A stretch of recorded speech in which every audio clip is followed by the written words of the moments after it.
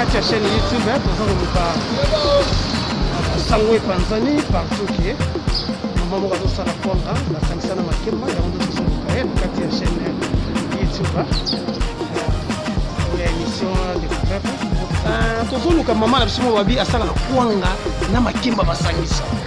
est ce que oyebi kotongo yakoto kuna nasala kwanga kitoko olobi makemba na nzungu ezalaka mipimba tosomi na wenze toye nango eza mipimba tolongoli poso totina nzungu etokile kotoka ale tolongoli babiloko ya mwindu wana ape ale totina liboka totuti. Voilà l'émission c'est quand même moderne na kata découverte beaucoup mon kaka ndé mélange salama awa kokamwa na kokamwa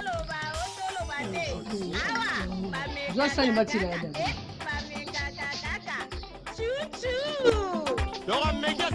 Zuro nyema ona nenge mogo c'est que sentiment danger